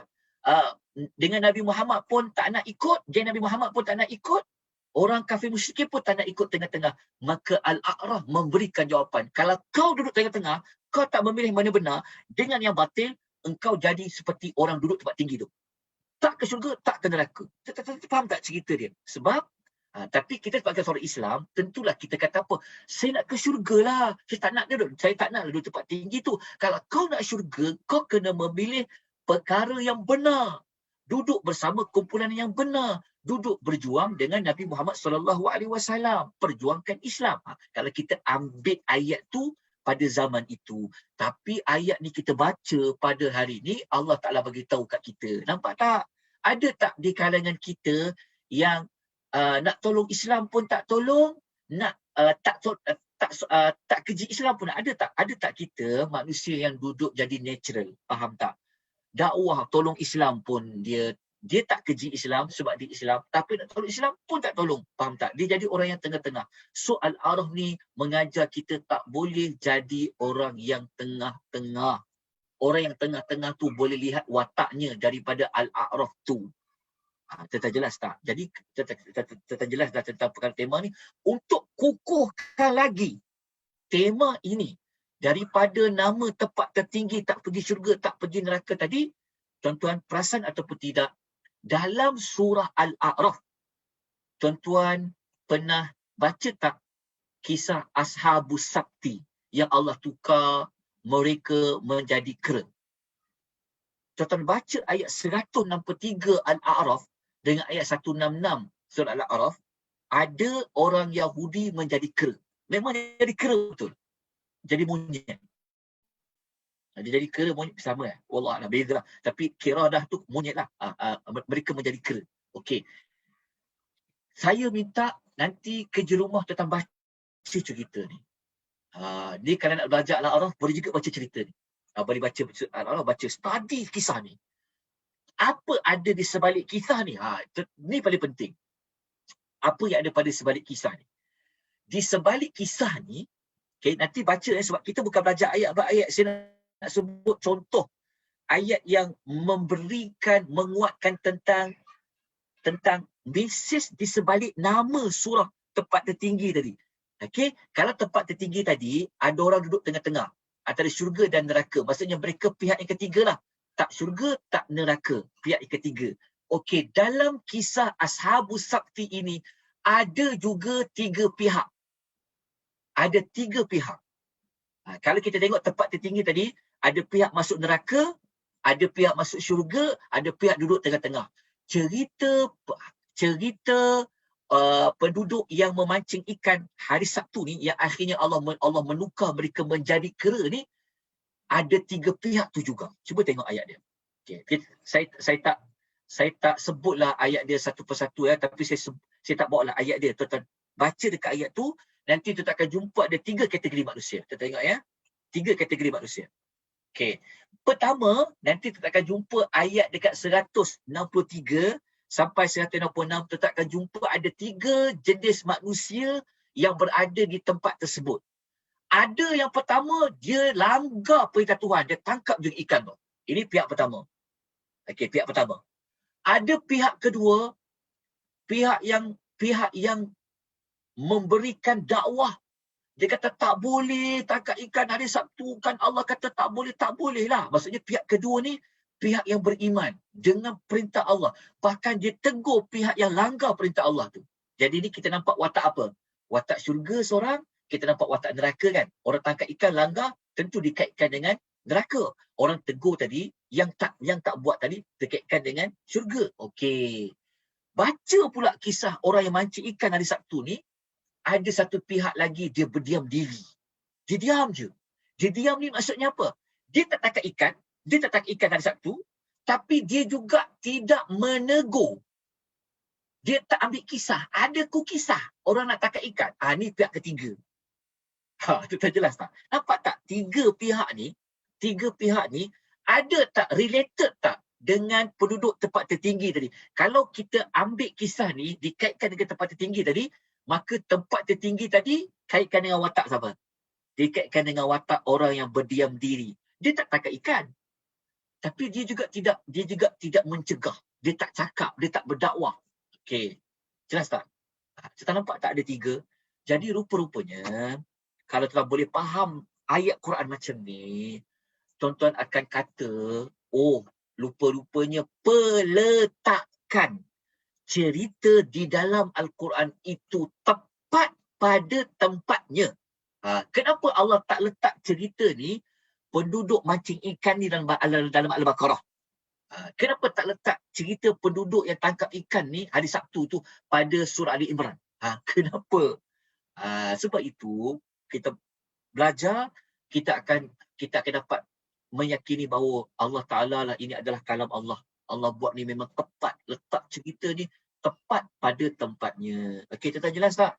Maksudnya cerita yang tangkap ikan hari Sabtu dengan cerita orang berdiri di tempat yang tinggi tadi tak pergi syurga neraka ketika turun di zaman Nabi memberikan mesej kepada para sahabat. Beri mesej kepada orang Islam, kau nak jadi kumpulan mana? Kau nak jadi kumpulan yang berdiam diri macam penduduk hari Sabtu tu ke? Ke kau nak jadi kumpulan kedua yang mereka bersama dengan Allah menegur orang bersalah. Kan kita sebut tadi dakwah cara terang kan. Ada orang dia tak nak dakwah pun dia diam je selagi ada kemampuan. Dia tak nak sokong mana-mana. Maka Al-A'raf ini memberikan mereka satu petunjuk, satu panduan.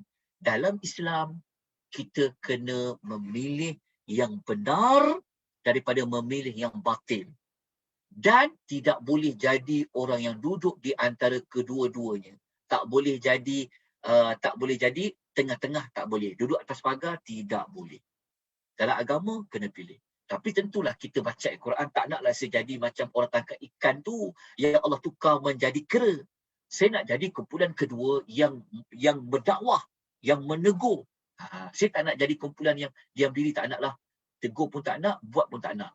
Buat tu off lah, istilah tak boleh.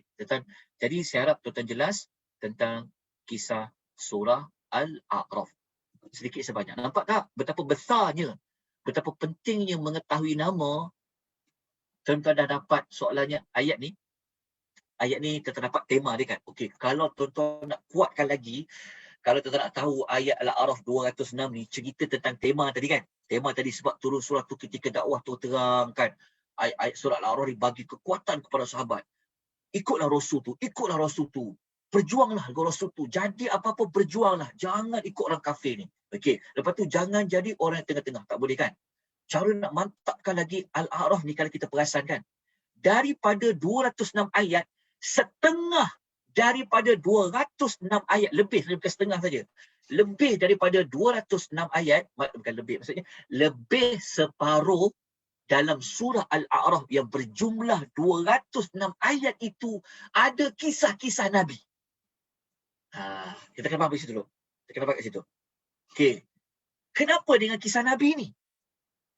Kalau kita baca cara Allah Ta'ala bawa kisah Nabi, hampir separuh, lebih daripada separuh ayat cerita pasal Nabi tu, tuan-tuan akan dapati dia kena pada tema surah itu.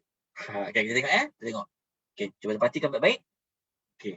Kalau kita buka kan dalam Al-A'raf, tadi kita kata apa? Lebih daripada separuh dalam surah Al-Araf cerita pasal Nabi. Tapi cerita pasal Nabi ni kita tengok mesej dia apa. Mesej dia nanti pergi pada tema. Dan mesej cerita pasal Nabi ni nanti dia akan pergi pada nama surah. Tengok betapa bijaknya Allah meletakkan cerita pasal Nabi pada surah yang tertentu. Okay, kalau kita baca kisah Nabi Nuh, adalah tuan-tuan bacalah ayat dia.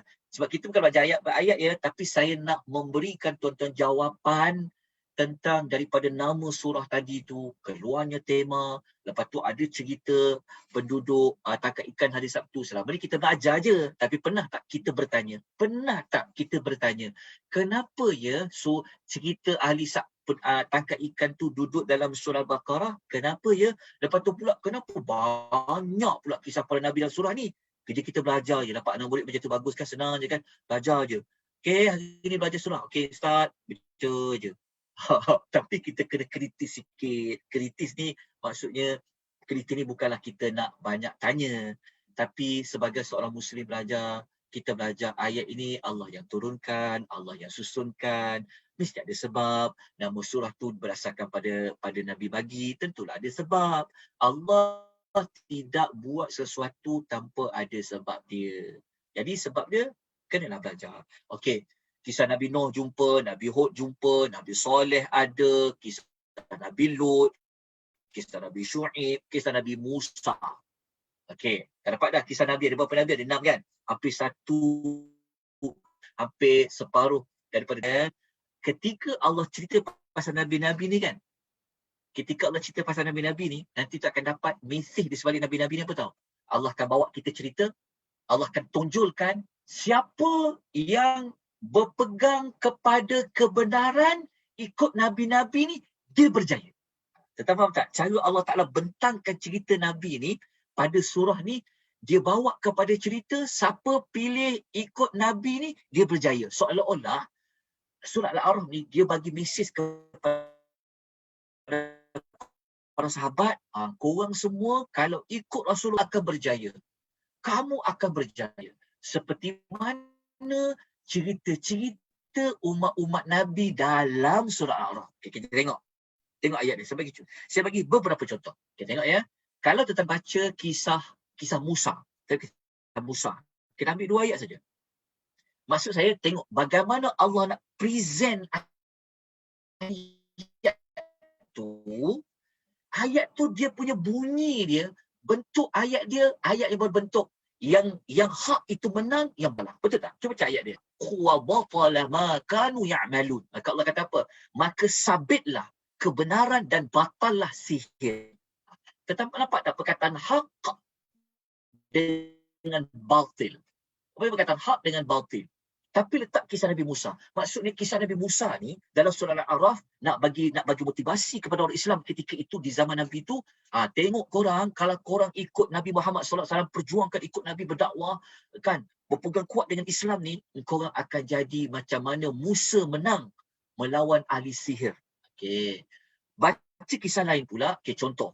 Siapa yang berpegang kepada kebenaran, okey, Allah akan beri kejayaan. Kita tengok. Contoh dia, kita baca kisah Nabi Nuh. Tengok ayat. Cara Allah bentangkan ayat dia ni, cerita Nabi Nuh, Allah bawa bentuk macam ni. Bentuk dia, siapa pegang kepada kebenaran, ikut Nabi yang bawa kebenaran, dia berjaya. Tengok Allah kata, فَكَذَّبُوهُ فَأَنْجَيْنَاهُ وَالَّذِينَ مَعَهُ فِي الْفُلْكِ. Kita baca sampai hujung ayat lah. Saya tak nak sebut. Biarkan makan masa panjang. Cuba kita sebut terjemah dia. Maka Allah kata apa? Siapa-siapa yang dustakan Nuh, kan Allah kata apa? Allah kata ada orang dustakan Nuh. Tapi ada tak orang ikut Nuh? Ada. Siapa ikut Nuh tu jadi apa? Kami selamatkan Nuh dan orang bersamanya di dalam bahtera, kami tenggelamkan. Okey. Tuan-tuan perasan tak? Kalau kita baca ayat ni dengan hati yang lapang, bacakan. Kenapa Allah sebut ayat dia bentuk cerita pada kisah ni? Siapa yang ikut Nuh selamat. Siapa yang tak percaya dekat Nuh dia tenggelam. Kita tengok. Kita dapat dia punya mesej kan? Maksudnya, Nuh bawa kebenaran tak? Dia bawa benar? Ya. Siapa ikut benar, dia berjaya. Siapa tak ikut benar, dia gagal. Okey, nak tahu lagi style ayat dia macam ni, baca kisah lain. Tengok, kisah Nabi Hud. Allah kata apa? Allah kata, sama tak pattern ayat dia? Allah kata, maka kami selamatkan Hud dan orang yang ikut dia. dan kami binasakan orang yang dustakan dia. Sama tak macam kisah Nuh tadi? Kita akan tengok bagaimana style, pattern ayat yang Allah bawa cerita tu kan. Kita mungkin tak perasankan, kita belajar. Oh, kisah Nabi Nuh, Hud. Tapi kalau kita bandingkan dia punya ayat dia, kita akan dapati pattern dia sama. Nak tahu lagi? Baca satu lagi kita. Tengok Lut pula Allah kata apa? Allah kata fa'anjaynahu wa ahlahu illa imra'atahu kanat minal ghabirin. Allah kata apa?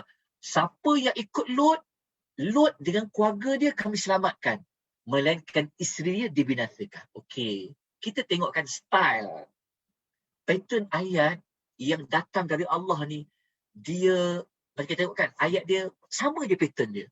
Walaupun cerita dia berbeza. Tapi dia punya kesimpulan dia hujungnya apa? Siapa berpegang kepada benar, siapa berpegang kepada hak, dia akan sukses. Siapa yang memilih kebatilan, dia akan gagal.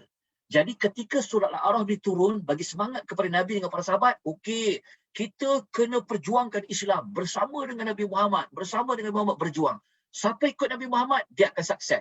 Siapa yang tak ikut Nabi Muhammad, memilih dengan kafir, dia akan gagal. Seperti mana gagalnya orang sihir melawan sihir Musa. Seperti mana gagalnya orang yang mendustakan Nabi Nuh. Seperti gagalnya orang yang mendustakan Nabi Lut. Seperti gagalnya orang mendustakan Nabi Hud. Jadi, cerita tempat tertinggi tadi tu keluarlah tema tadi. Apa tema dia tadi? Apa tema dia? Kita tengok macam mana tema tu boleh keluar. Dan macam mana tema tu keluar, dia ambil juga daripada nama surah tadi tu. Okey, kita jelas Okey, baru kita masuk surah lain. Waktu pun dah dekat 10.30. Okay, tak apa. Kita pergi pada tema tadi. Ingat tak tema tadi apa?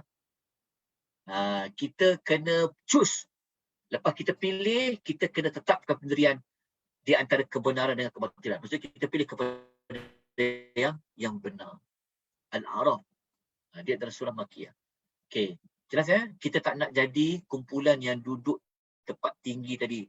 Syurga pun tak pergi, neraka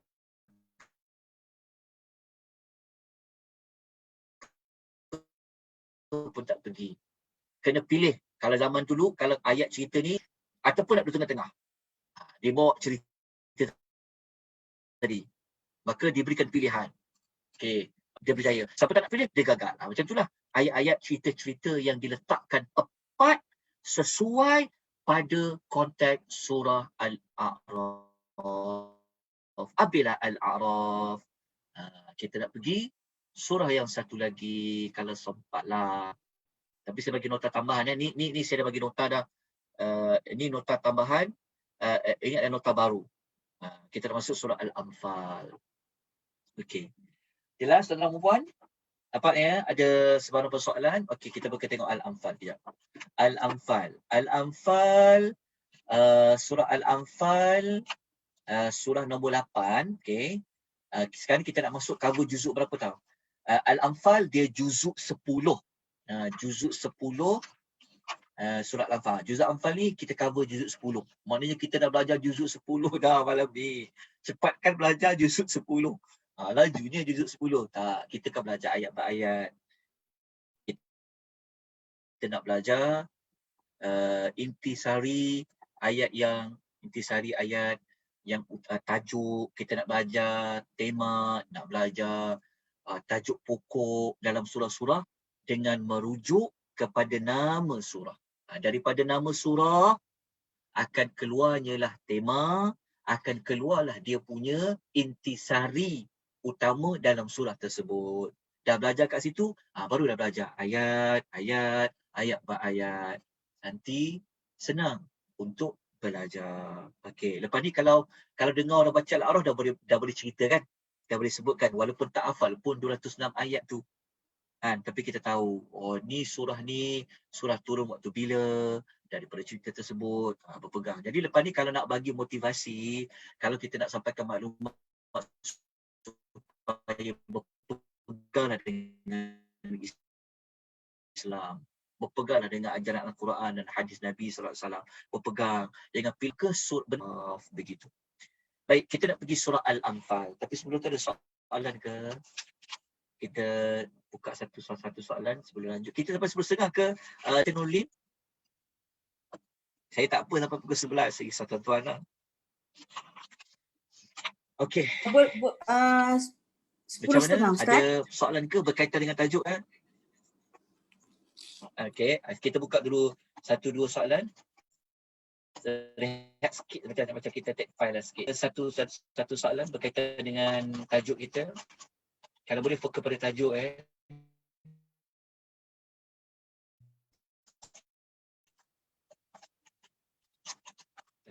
Ada soalan ke? Mungkin Datin boleh bukakan, unmute kan? Sebelum kita masuk surah Al-Anfal, boleh lagi ke ni?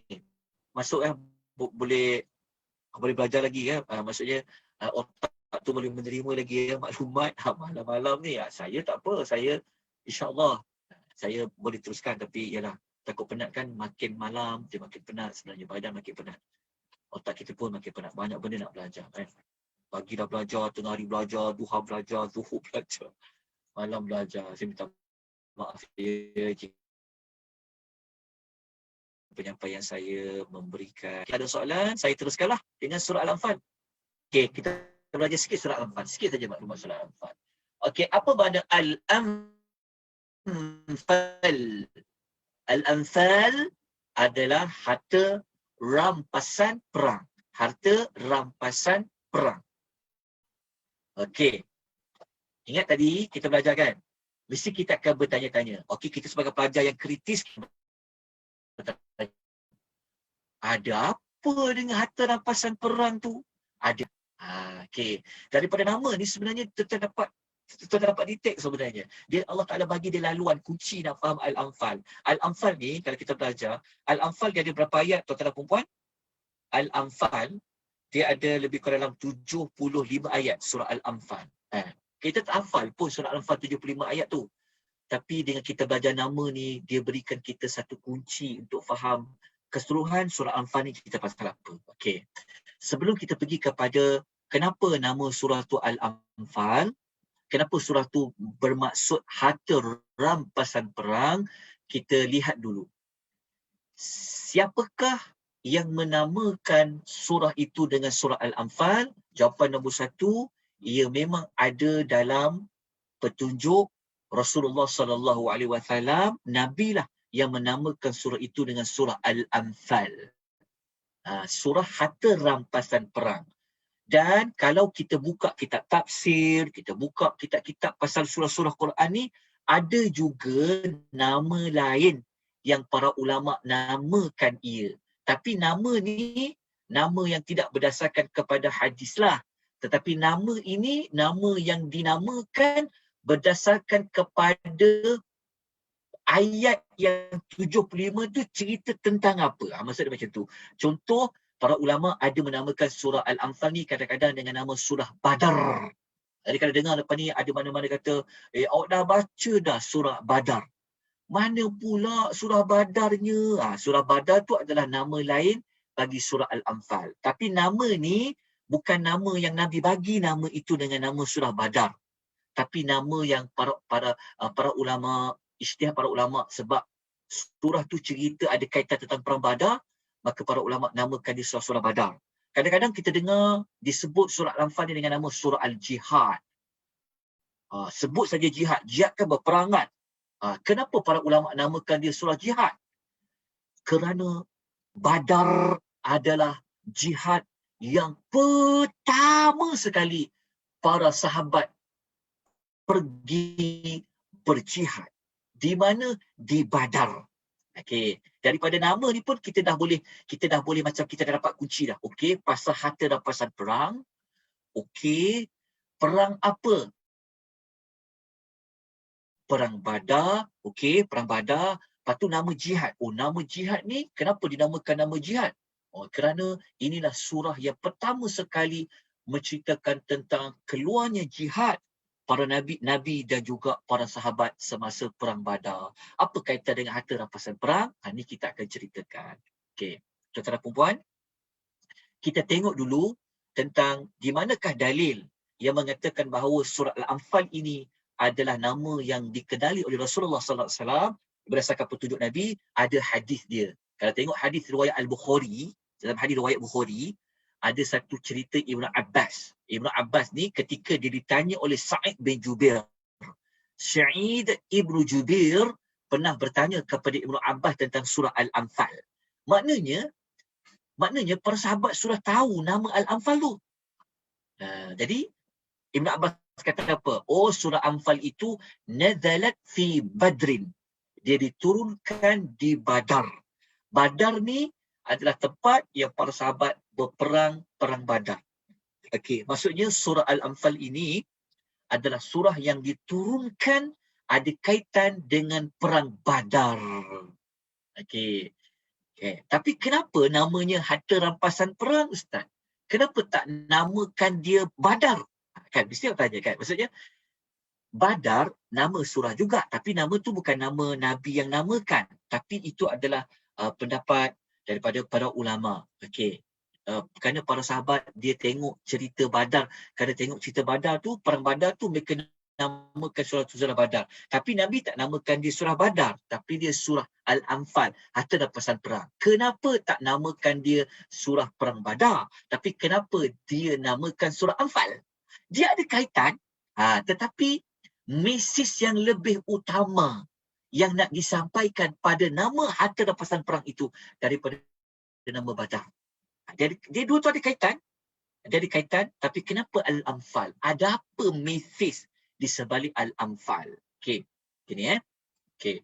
Nama Al-Anfal kita faham, dia ada kaitan tentang harta rampasan perang. Okey, harta rampasan perang. Dan kalau kita nak cari perkataan Al-Anfal itu ada pada permulaan ayat. Ayat pertama lagi. Dalam surah Al-Anfal kita akan jumpa perkataan Al-Anfal. 2 kali Allah ulang. Ayat pertama. Okey. Daripada ayat pertama ni, dia menjelaskan kita kenapa Nabi namakan dia Al-Anfal. Okey, kalau kita baca ayat pertama kan, Allah Ta'ala berfirman. A'udzubillahi minasyaitanir rajim. Bismillahirrahmanirrahim. Yas'alunaka 'anil anfal. Mereka bertanya dekat engkau, wahai Muhammad, tentang harta rampasan perang. Okey, siapa yang tanya harta rampasan perang tu? Yang tanya tu adalah sahabat-sahabat Nabi yang ikut berperang di perang Badar. Okey, dalam banyak-banyak ayat Allah paparkan dulu persoalan yang para sahabat tanya tentang perang, tentang harta rampasan perang ni. Okey, lepas tu Allah kata pada Nabi Muhammad, qulil anfalu lillahi wa rasulih. Allah kata bagi jawapan dekat mereka, katakanlah harta rampasan perang itu terserah kepada Allah dan Rasul nak bagi macam mana. Okey, maksudnya macam ni. Okey, maksudnya macam ni Al-Anfal ni, okey, kita nak cari jawapan dia. Kita nak mencari kenapa Allah Ta'ala letak, kenapa nama Al-Anfal? Apa di sebalik nama harta rampasan perang kat Al-Anfal ni? Okey. Kita, okey ni okey okey, ya. Tersambung lah Kita ada kita ada soalan. Okey, ada soalan. Baik. Nak Ustaz boleh baca daripada chat tu ke nak saya bacakan? Kejap, saya baca pada chat lah. Ada Ustaz soalan dia apa? Chat tu ada Okey. ada soalan. Okey. Soalan okey, daripada Dia ada soalan pertama tanya tema surah Al-An'am dan surah Al-A'raf pasal ketauhidan dan akidah. Zah tanya. Jadi tema surah Al-An'am dan surah Al-A'raf pasal ketauhidan dan akidah. Jawapan dia. Kenapa Zah jawapan dia? Okey, Zah tanya. Surah Al-An'am dengan Al-A'raf pasal ketauhidan ke? Ya, jawapan dia ya. Al-An'am pasal ketauhidan, Al-A'raf pasal ketauhidan juga. Kenapa kita kata ya? Kenapa kita kata ya? Kerana surah Al-An'am dengan surah Al-A'raf adalah surah Makkiyah. Kalau surah Makkiyah, dia memang ayat dia akan cerita tentang 3 perkara akidah tadi. Cerita pasal Allah, cerita pasal Rasul, cerita pasal hari kiamat. Okey, jadi pasal Al-An'am dengan Al-An'am dengan Al-A'raf dia. Cuma daripada tiga tajuk tadi tu, kalau surah Al-An'am dia lebih nak fokus kepada menekankan dari sudut Allah, ketauhidan. Ketauhidan. Tapi ada juga cerita pasal Rasul, cerita pasal hari kiamat. Tapi dia lebih merujuk, dia lebih kepada ketauhidan. Sebab tu kalau dalam nota tu saya tak bawa, saya tak sempat nak cerita tentang ayat Quran. Kita akan jumpa banyak Allah sebut tentang gunakan kaedah huwa kul. Okey, di situ. Tu jawapan dia tak. Kemudian kalau pasal Al-A'raf ni dia ada cerita juga pasal Allah, tauhid dengan hari kiamat dan sebagainya. Tapi Al-A'raf ni dia lebih banyak. Ingat tak Al-A'raf cerita pasal apa? Al-A'raf tadi kita sebutkan hampir lebih pada setengah ayat cerita pasal Rasul kan. Bermakna Al-A'raf ni dia ada pasal tahu akidah, tapi dia lebih merujuk kepada kerasulan. Dia pergi kepada tema rukun iman Rasul. Di situ kita kena beza. Al-An'am, Al-A'raf cerita pasal akidah. Allah ada, Rasul ada, akhir ada. Tapi dekat Al-An'am dia lebih banyak merujuk kepada ketauhidan. Tapi dekat Al-A'raf dia banyak merujuk kepada kerasulan. Di situ wallahu a'lam. Okey. Both tema dia sama? Ya, sama. Cuma samanya sebab dia merujuk kepada akidah. Tapi bezanya dari sudut penekanan akidah kepada Allah, tauhid kepada Allah ataupun iman kepada Rasul. Itu saja yang membezakan. Okey. Another question dia tanya, Nabi yang namakan semua surah dalam Quran ke atau sebahagian? Okey. Kalau siapa yang dah ikut pengenalan, dekat pengenalan telah pun kita sebutkan bahawa dekat mula-mula siri pertama dulu sebelum kita masuk surah Baqarah kita dah sebutkan. Pendapat yang tepat bahawa semua surah dinamakan oleh Rasulullah sallallahu alaihi wasallam. Maksudnya dia adalah tauqifi. Dia adalah tauqifi. Walaupun ada pendapat ulama yang kata okey betul. Kebanyakannya Nabi yang namakan, tapi ada sebahagian adalah ijtihad. Memang ada pendapat macam tu. Memang ada pendapat kata sebahagiannya adalah ijtihad Nabi. Tetapi kita memilih pendapat, tengok nota yang mula-mula. Pendapat yang tepat, semua itu Nabi yang menamakan. Maknanya tauqifi. Sebab itu dalam setiap nama surah, kalau belajar sampai An-Nas nanti, kita akan letakkan sumber nama. Seperti mana kita dah bentangkan tadi pada surah Al-An'am dan begitu juga surah Al-Anfal. Kat situ. Tu jawapan dia. Okey, soalan lain adalah tu je lah soalan dia. Dekat chat tu. Ustaz? Ya. Ada kita dapat beberapa feedback daripada jemaah. Dia bagi cadangan lah. Just cadangan. Kalau kita boleh buat kelas start 8.30 malam, Ustaz? Saya 8.30 malam dialu-alukan. 8 pun boleh. 8.30 pun boleh. Sebab memandangkan kelas ni solid, Ustaz syarah solid 1.5 jam. Betul tak Ustaz? Okey, betul. Lepas tu kita mulakan dengan sesi question and answer. Takut orang mengantuk. Lepas tu ada feedback daripada Sabah Sarawak Ustaz. Dia cakap dah lewat untuk mereka kalau start pukul. Oh, betul lah, betul. Memang saya ada Sabah Sarawak. Mohon maaf ya. Sebab kita ada jemaah daripada Sabah Sarawak, Brunei. Saya ikut je. Saya nak buat pukul apa insya-Allah saya boleh. Jadi kalau semua setuju, Ustaz pun setuju, kita start 8.30 lah sebab isyak boleh je nak dilewatkan Ustaz kan? Ada kala sunat dilewatkan. Ya. Okay. Takut orang nak pergi office esok kan Ustaz? Betul. Tajuk kita ni pula penuh dengan fakta dan takut berat kan, malam-malam lagi lewat malam. Kalau nak boleh pukul 8 pun okey juga. 8 takut rushing Ustaz sebab kita maghrib lewat. Oh ya, okey. Bolehlah. 8.30 mungkin just nice. Okey, boleh. Ni ada jemaah daripada Lili Has. Dia cakap setuju sebab saya dari Sabah. Okey, baik. Iyalah bah. Kita buat nanti. Ya bah. Okey.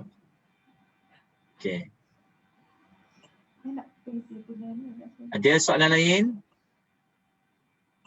Soalan ditanya minggu lepas tu saya tak sempat lagi cari jawapannya. Nanti insya-Allah saya akan jawab pada kelas akan datang. Dan satu lagi, kalau tuan ada soalan tentang surah-surah, nama surah dan soalan macam Zal tanya tadi juga, tak perlu nak tunggu minggu untuk kita belajar baru tanya.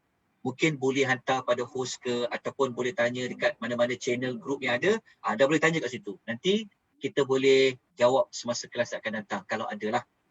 akan ada. Pun boleh juga. Wallahu ta'ala a'lam. Ada soalan, ada jemaah yang bertanya Ustaz, macam mana nak tengok siri yang lepas. Kita dah tulis link Telegram kepada chat. Tengok ada link Telegram yang dekat chat tu. Dalam Telegram ada Ustaz postkan recording yang lepas-lepas ke? Tak ada. Oh. Ada bagi ya, tak apa. Nanti saya boleh hantar post pada Ustaz. nanti Ustaz boleh post. Ya, Ustaz postkan di Telegram. Okay. Ramai setuju 8.5 Ustaz. InsyaAllah. Okey, boleh. Okey, minggu depan. Okey. Kira minggu depan kita belajar surah Al-Anfal. Okey, dalam nota tu saya bagi surah Anfal sampai surah Yunus. Okey, minggu depan kita guna nota yang ada ni Al-Anfal, kita akan belajar surah Al-Anfal, kita belajar surah At-Taubah, lepas tu kita belajar surah Yunus. Okey, sampai pada surah Yunus nanti kita akan berhenti sekejap untuk kita ada beberapa perkara-perkara besar yang saya nak tekankan sebelum pergi kepada surah yang berikutnya. Okey, surah Taubah, nota tu surah Taubah. Lepas tu saya ada bagi nota tentang surah Yunus. Okey, habis surah Yunus tu nanti kita akan pergi kepada dia macam ada sikit perkara penting yang saya nak tekankan sebelum kita pergi surah yang nak masuk ke surah ke-11 tu. InsyaAllah nanti.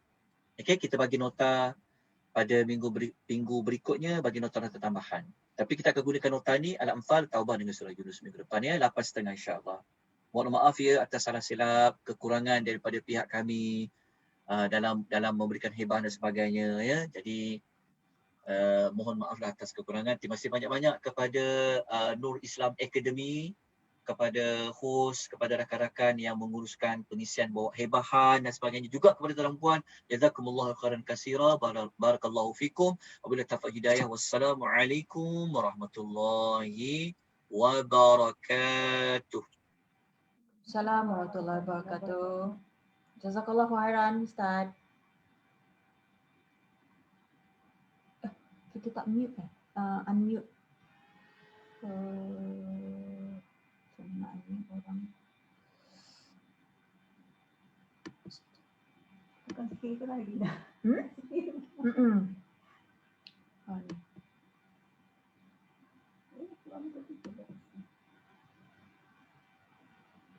Mana suara orang? Apa? Kan sudah selesai. Belin. Good night, Din. Thank you. Assalamualaikum. Terima kasih. Assalamualaikum. Salam. Kelly, Ya. rindu. Assalamualaikum. Salam. Salam warahmatullahi Nanti wabarakatuh. Nanti akak calling Lina ambil buku tu.